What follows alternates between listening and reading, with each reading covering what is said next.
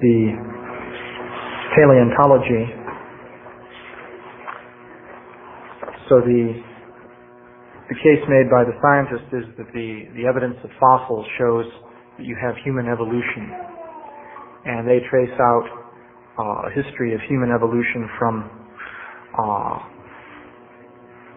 an ape-like being called Australopithecus up through various stages to supposedly modern man.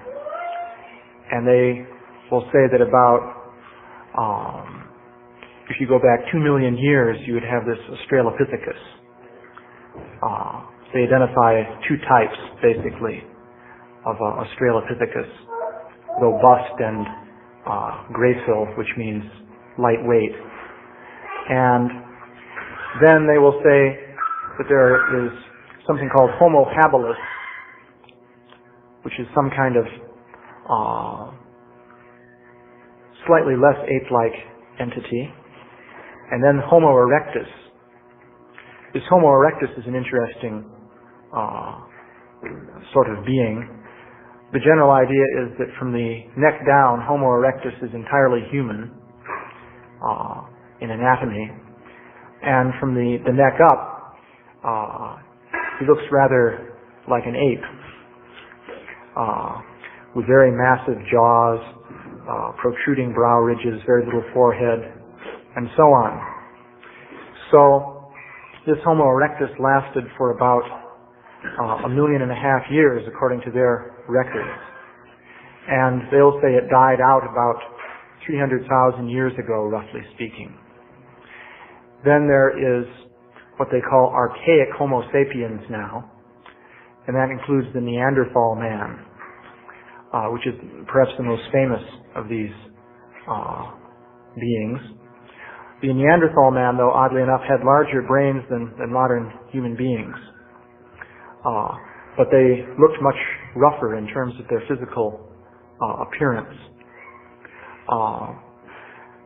But then, as far as modern human beings go, supposedly they appeared on the scene about 35,000 years ago, as recently as that. And when they appeared with a highly developed culture, at least as far as cave dwellers go. That is, in Spain and France, there are paintings found on the insides of caves, and these paintings show a very high degree of artistic skill. Mainly they're paintings of animals, and they show perspective and very delicate shading and so on. And somehow they've lasted there for thousands of years, apparently because the climate in the caves is such as to preserve them.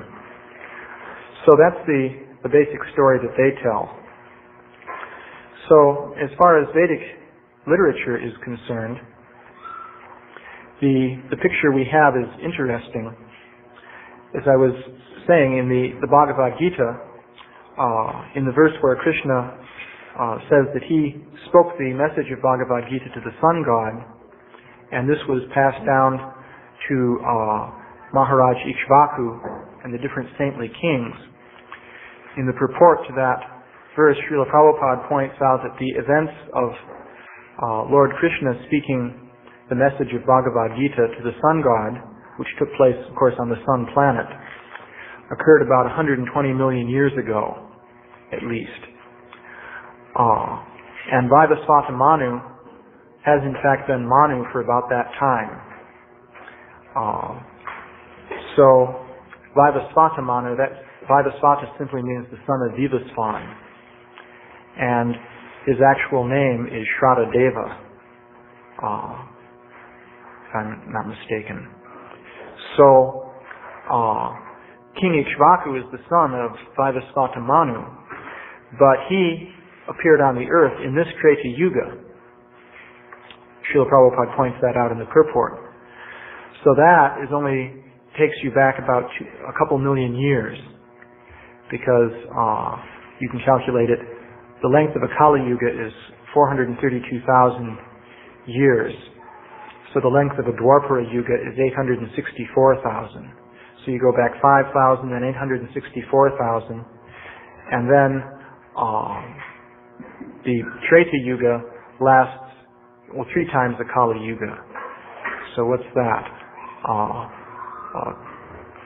1,296,000 years is the span of the Treti Yuga. So at the beginning of that period, this Maharaj Ikshvaku was reigning on the earth. And not much is said about the history that occurred before then. Although various things presumably were going on.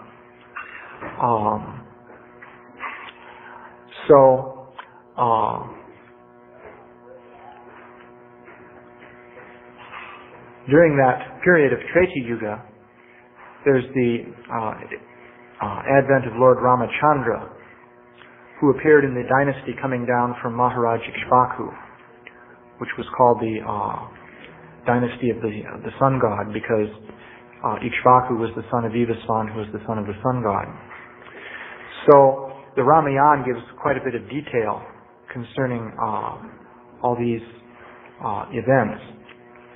And interestingly enough, it describes a situation on the earth in which there was very elaborately developed civilization, but at the same time there were large areas of wilderness, because when Lord Ramachandra was banished to the forest, of course that's the main thing that happens in the Ramayan, that Lord Ramachandra, because of some circumstances, becomes banished to the forest. So he went over a very large territory in this forest region, all the way to the southern tip of India, practically through unbroken forest, because presumably he entered the forest in the vicinity of Ayodhya, which is up in the northern part of India, I believe, and then of course went all the way down to the southern tip of India, where he crossed over to Lanka. So he encountered various races of beings that were half human and half ape, or which were monkey-like in form. And in fact, he made alliance with them to help him fight against Ravana. So the situation there was that there is this race of beings called Vanaras, and Vanaras simply means dwellers of the forest, because Vana is forest. So they were essentially like monkeys, you might say, but they were intelligent and they could speak, and they had some social order. For example, they were led by a king Sugriva, so they were organized enough to have kings. So, but at the same time, their material culture wasn't very advanced. For example, they fought with clubs and rocks and things like that. So Lord Ramachandra allied with these beings. So that is the scene on the earth which is described. So the question is, to what extent, you might say, is that compatible with the things that the paleontologists are saying?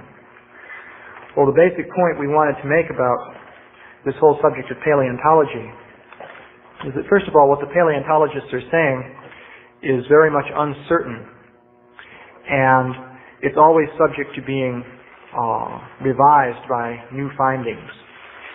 For example, in the magazine here, we have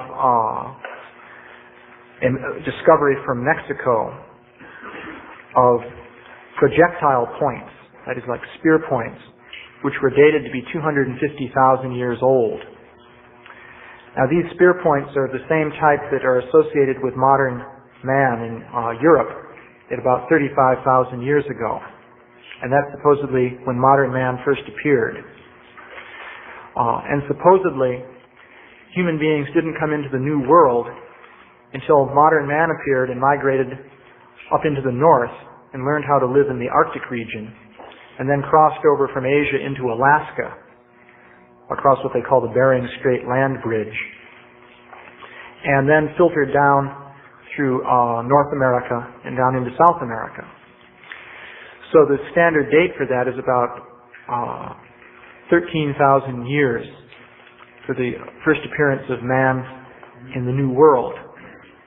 And in fact, not too long ago, there was an article in Nature which reaffirmed this, that some people had been claiming that man was older in the New World, but the article said man has only been in the New World since the Holocene, which means, well, that's about 15,000 years. So here we have a find of these spear points in Mexico, which are dated at 250,000 years, which is quite different. And the find was not made by some kind of anti-scientific person who was out to disprove evolution or something like that. Actually, the things were found by an archaeologist, but weren't dated by her. She just identified them in that area of strata. And then later, a dating team from the U.S. Geological Survey went through and dated the strata. And they came up with a figure of 250,000 years. And at that point, it became clear that there was a problem. Actually, I don't know if they even knew that the artifacts had been found there when they did the dating. Maybe they did. Yes. They knew? Yes. So, in any case, the establishment rejected those finds, because a find like that would require quite a revision of the whole idea of evolution. To have modern man in America 250,000 years, when in the old world he wasn't there supposedly before 35,000 years. So that would be a big upset. So upsets like this are generally discouraged. And in fact, we actually called the lady who did the original investigation of these spear points because we wanted to use a photograph in this magazine. You notice we didn't use a photograph. We used a drawing. But what happened was, actually Madhavendra Puri called her, and she said, you could use a photograph if you give a date of 30,000 years at most for these spear points. But if you use the lunatic fringe date of 250,000 years, then you won't have my permission. So the interesting point is that nobody ever measured a date of 30,000 years. That's not experimental data. That was never measured. What they did measure was 250,000 years. But if you mention that, you're considered to be lunatic fringe. And if you mention this made-up date, which nobody measured, which nobody observed experimentally, then that's okay. So this is going on. That's a good thing to keep in mind. Or we have another find here which is also curious. This was from Brazil, and it's a skull cap which was found in Brazil of a being just like the Homo erectus type being. Very thick bones and low forehead and so forth. So that was found in Brazil, but such things aren't supposed to be in the New World at all, what to speak of South America. So that also completely upsets the picture. So the point is, the picture that they present is subject to alteration when new finds are made, and very frequently the new finds become rejected if they don't fit the picture. So we've looked into the way they treat data. They have about, let's say, 100 skulls that they refer to make their whole case for human evolution from start to finish. So we did a survey of that just to see what the information was and how they dealt with it. And the fact is that cases which are agreeable with their basic viewpoint, which usually means a skull of the Homo erectus type, found in some old strata, say 1 million or 50,000 years ago or something like that. With such a find, generally there's easy acceptance. typically you can't find the details of who found it or where, even if you look through the published technical literature and search like anything. It's not possible to find that information, which is curious, because if you look at a find which disagrees with the standard views, you find it scrutinized like anything, and there's criticism given as to the way the evidence was dealt with. For example, Louis Leakey once found something that seemed too old in Africa. It seemed like a relatively modern human jaw, and it was found, in lower Pleistocene strata. Was that Conjera? Yes, Canaan jaw. And so this was too old by far for a modern human jaw. But he had found it in a certain area of strata. He actually excavated it from the rock himself. And he located the strata, observed all the strata above and below it, and exactly identified just where the thing came from. And he was supposedly a professional paleontologist and an expert in this whole field.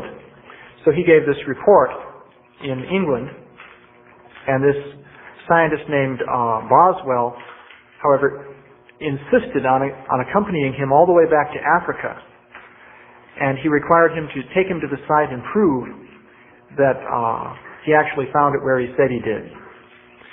But then there was a series of mishaps, and he wasn't able to identify the site because it seemed that the camera with which he took pictures of the site had a light leak, so his photographs didn't come out. And he'd driven iron pegs into the ground to identify where the site was, but apparently the Maasai tribesmen had dug up the pegs to use as spear points. So he couldn't find the site. So therefore he was absolutely blasted in the pages of Nature magazine. And his whole find was rejected. So, on the other hand, there is case after case of these Homo erectus type skulls, which are either found in circumstances which you can't find out about now. No matter how much you look, you can't find how they were found, or where, or by whom. Or else you find that they were found by a native fossil collector who brought them into a scientist and said, well, I found it over in such and such a place. Or in one case, they were found by somebody who was digging for, bat manure in a cave. And he found it and brought it into some scientists. Or in another case, it was found by Greek villagers in a cave, but nobody can say just where the cave was. They're not sure what cave it was, actually. But these are accepted. So a basic point is that the whole treatment of evidence is unreliable. So there are other cases which do exist in which there was all kinds of testimonial evidence concerning the exact situation of the find, but then the finds are rejected. So the situation is quite problematic. However, it's also true that in the Vedic literature there's description of a situation in which there were intelligent ape-like beings living. So, of course, one cannot say that the things they're finding correspond to those beings. That would be completely speculative. But there's certainly room for other ways of looking at the past than the current scientific picture. And in this magazine we brought up another curious point here, namely that there are even reports of sort of half ape, half human beings living today in the area of Central Asia, from Mongolia to the Pamir Mountains in that area, which is pretty far from civilization. There are reports like that, and in fact we have a book on the subject written by an anthropologist from England, which gives all kinds of evidence in the form of all sorts of different sightings, including sightings by Russian army officers and so on and so forth. And plus there's a local tradition concerning these beings that goes back since time immemorial. So one can consider a picture in which various kinds of beings, including uncivilized species of human beings, have been existing in the world for a very long time. And those are also created species which have a particular karmic situation. And they can even still be existing today. That's definitely a possibility. So that's the basic point we're making here. Are there any questions or comments? Yeah? Is the Srimad Bhagavatam state that man originated in India? Well, not that man originated in India. The main civilization. The main civilization was always centered in India and radiated out from there. How did man, if they didn't go across the Bering Strait and they were already originated in the New World and in the Americas, how did he do that? When the world was created, it was just like animals and man that just sort of put everywhere? Well, you see, human beings came to the earth from higher planets. Says that is the viewpoint in the Vedic literature. King Ikshvaku is an example. He's the son of Manu. It's not clear perhaps exactly where Manu is living, but he's the son of the sun god who lives in the sun. So the grandfather lives in the sun and the grandson lives on the earth. So if a being is going to come down to the earth from the sun, then certainly such beings could easily travel all over the earth. That is, the first human beings who came down were more like demigods than human beings. For them to travel anywhere on the earth would be no problem. They wouldn't need ships, they wouldn't have to walk on the land. Probably they had sufficient mystic powers to just fly through the sky in the demigod fashion.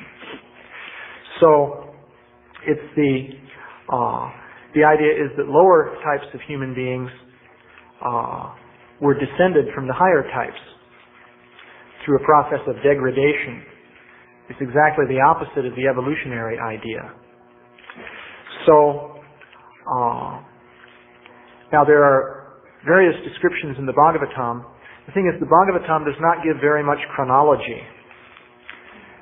That's been pointed out. The purpose of the Bhagavatam wasn't to give a chronological record anyway. So the main purpose of the Bhagavatam was to take out sections from ancient histories which had a significance with relation to Krishna's appearance on the earth, or which dealt with the pastimes of some particular great devotee. So there was no attempt really to give a detailed history going step by step, except in the 9th canto, which describes the dynasties leading right up to Krishna, since of course that's in relation with Krishna. But there are occasional mentions that are kind of suggestive. For example, it's mentioned that when Prithu Maharaj became the king on the earth, that was the beginning of organized towns and cities and organized agriculture and trade. That's actually mentioned in the Bhagavatam. And it's mentioned in some other Puranas. I've seen other references to it. So it doesn't say exactly how people were living before then. But, so at a certain point though, cities became organized. That doesn't mean that the people were barbaric before then. It may mean that they were so civilized, in fact, more or less it does mean that they were so civilized that they didn't need all these sort of official systems in order to keep their civilization in good running order. For example, in the Sakya Yuga, it's described that most people were essentially yogis, and they spent most of their time meditating, and they would just eat fruits or something like that were readily available, and they wouldn't bother to build anything, practically not even a thatched hut. So, of course, they wouldn't leave any historical traces, but at the same time they were on a, what you could call, super civilized platform. For example, they would memorize the Vedic literatures. That was standard in those days. And they would engage in high philosophical discussions and so forth. So that was the Satya Yuga type of human society.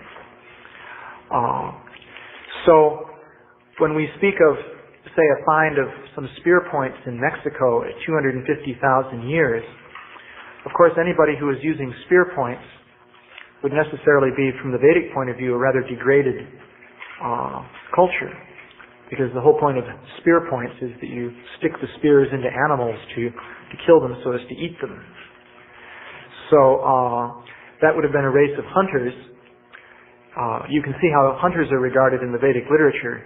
You consider the story of Mrigari, the hunter. So that would mean that, let's say if this find was correct, that in Mexico 250,000 years ago, there were some hunters going around, as there were in the New World up until recently. So this is all quite possible. But as for how they originated, the Vedic idea would be that ultimately they came from higher civilized races by a process of degradation. Also, the Vedic literature would say the European races came about as descendants of Vedic Kshatriyas who were driven out of India. Because it said that there were Vedic Kshatriyas who deviated from the Vedic tradition. So Parashurama, who was actually an incarnation of Vishnu, drove them out. And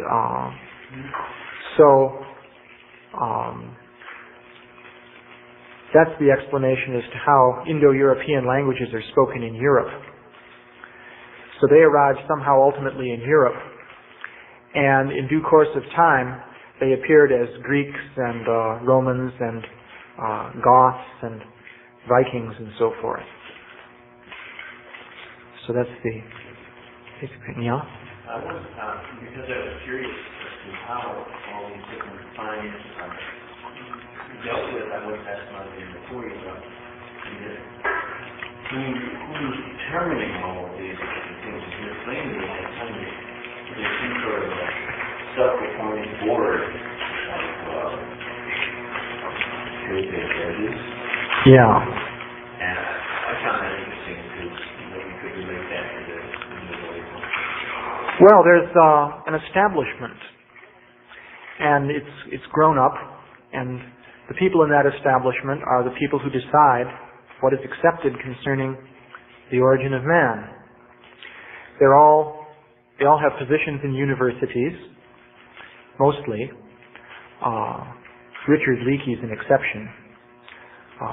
His claim to fame is that he's the son of Louis Leakey. So, plus he made some great discoveries.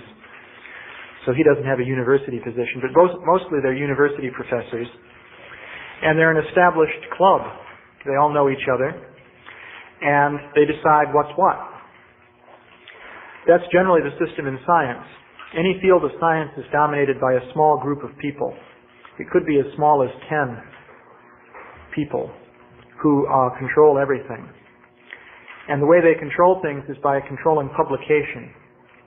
That is, they get to decide who can express himself. Because in science, if you just talk somewhere, like in this class, it doesn't count for anything. If you even go to a university and arrange to give a lecture, that doesn't count for anything either. What you say counts only if you publish it in official journals and textbooks. But to do that, you have to get past the review boards of the journals. And the official publishers have to agree to publish your textbook. For example, if you decide to write your own textbook and you publish it yourself, which you can do if you have enough money, or you just go to, because, you know, we can criticize, for example, the Christian creationists, but they've actually made quite a bit of propaganda and influenced a lot of people in the general area of the fundamentalist Christians. They have a whole school going. Now they have a graduate school training up people in their viewpoint. They have all kinds of different books, and they make quite an impact in a certain segment of the American population. So it's a question of how much propaganda one makes, because these authorities can only control what people think if they're able to keep controlling the media of communication. So their method of control is they control things at the top in the universities, and then the establishment follows the universities with the teachers' colleges and the high school teachers and grade school teachers and so on.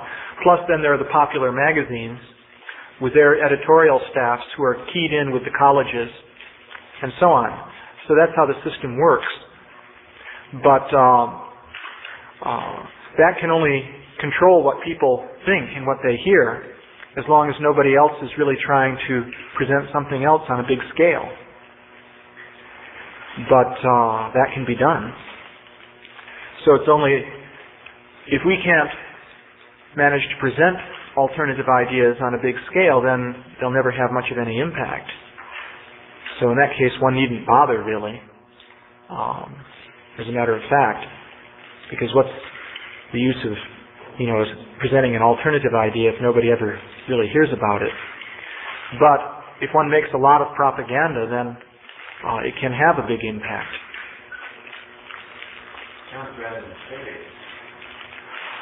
Oh yeah, there's politics.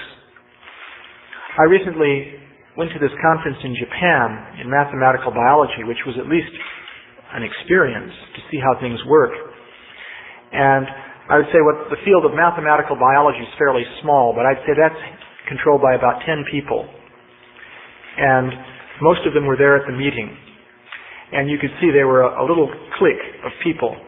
They all stood together in a group, and you could see they were deciding everything and deciding everything that was going to be done. And in that field, you have to please them if you're going to get anywhere. If you displease them, then just forget about it. You're just out. You don't exist. So that's the way it's done. Yeah? How's the reception to origins? Well, as far as these official scientific groups is concerned, I don't think there's been any reception of origins. You see, their policy is that if something is small and it doesn't pose much of an obvious threat, then the best strategy is to ignore it. Because the idea is you give credit to something if you respond to it. And so they'll say, well, we're the establishment, so if we respond to something, then that's a message to the people in general that that's something significant and worth responding to. So therefore, their policy is, as long as possible, don't respond to it. So they did this with the Christian creationists up to the point when the creationists started passing legislature in the U.S. Congress. Not the U.S. Congress, state legislatures, such as Arkansas and Louisiana. They passed bills restricting the teaching of evolution in schools, both in Arkansas and Louisiana. And they could do this because in those states there's a big fundamentalist constituency. So at that point, the scientific establishment changed its policy on the creationists, because up to then they'd been acting as though they didn't exist. And at that point, they started producing massive propaganda against them. But as far as origins is concerned, that doesn't exist. That's the situation, yeah.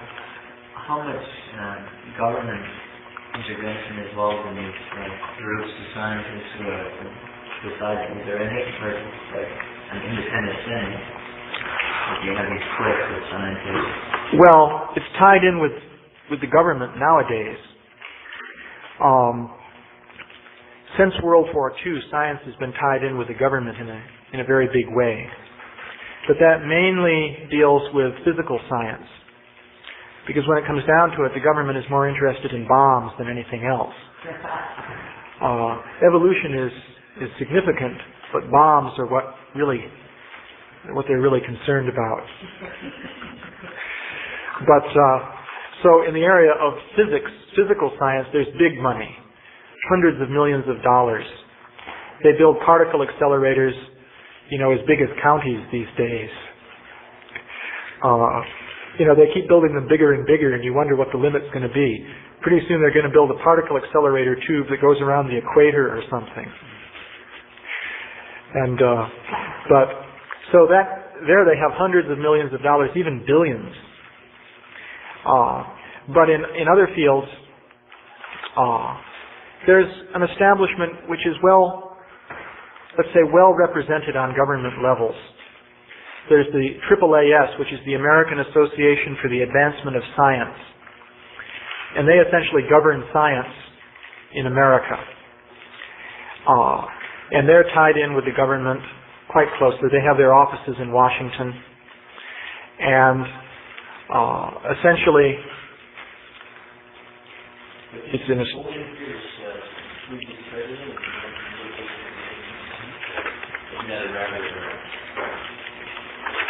Well, cosmology, is only recently become scientifically respectable. The Big Bang. That has happened since, let's see, we give the date in here. It's the time of the discovery of that black body radiation, as they call it. It's only the last few years. Prior to that time, cosmology was considered to be pretty speculative by the scientists.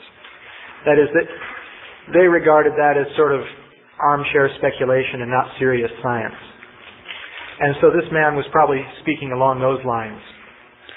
More recently, it's become a big deal. So, what time is it now? 6. Okay. If we came down to the Democrats originally, the Democrats were supposed to be very beautiful and they're much more attractive than we are. Yeah. And then, so how does it tie in? Do they look, they have similar types of bodies that we do, don't they? Yeah. So where does like a half monkey, half man, if it still exists, and how did it go from demigod, what happens normally to them? Why don't they have a lot of organs normally to people? I get lost in the symmetry. Well, as far as the remains are concerned, there are very few remains, first of all, of human-like beings at all. The total comes to about 100 skulls. So, how many Homo erectus skulls are those? Would you say about 25, 30? 25, 30 Homo erectus skulls. And Australopithecus? About 20. 20. And so that covers about 50. And what are the rest? There's about, say, 40 transitional skulls, archaic transitions. Yeah. And then we have listed there, say, about 10 Neanderthals. So we've got about 10 Neanderthal in there and 40 transitional. Yes. Right. So that's the situation. There are a couple of finds of skulls which are fully modern but unacceptably old. But there's not very much like that.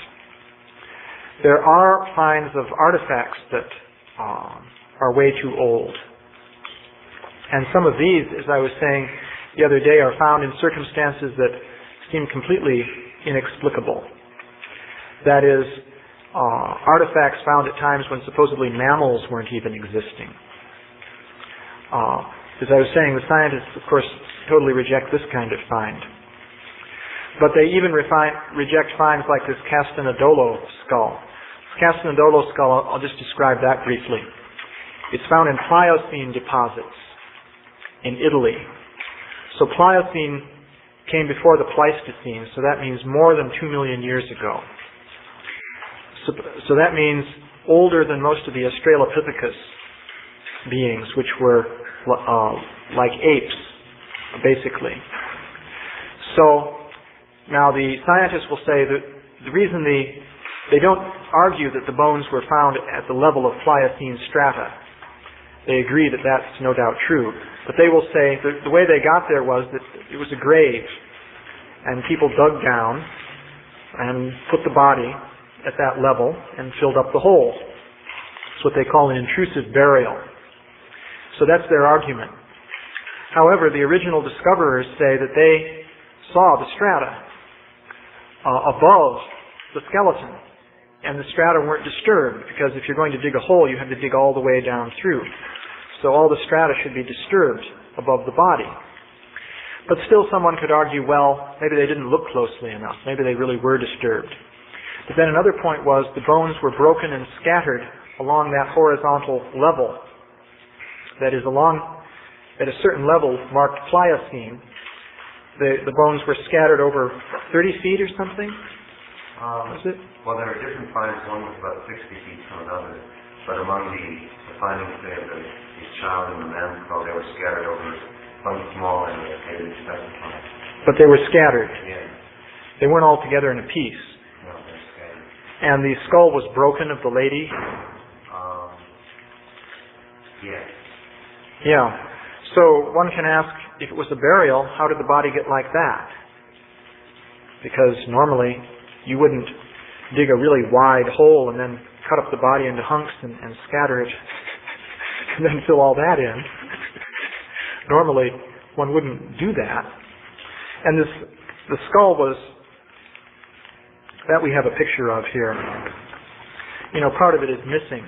That's this picture. The facial part is missing, apparently. So, why is that?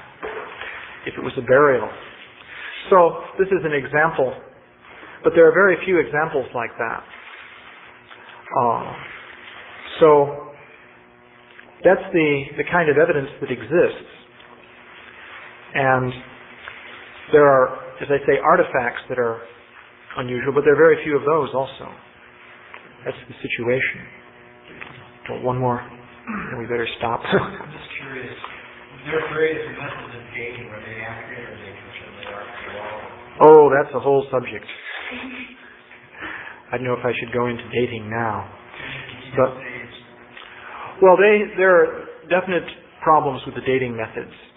I would say that dating methods can only be significant on a statistical basis, because any given date could be completely off.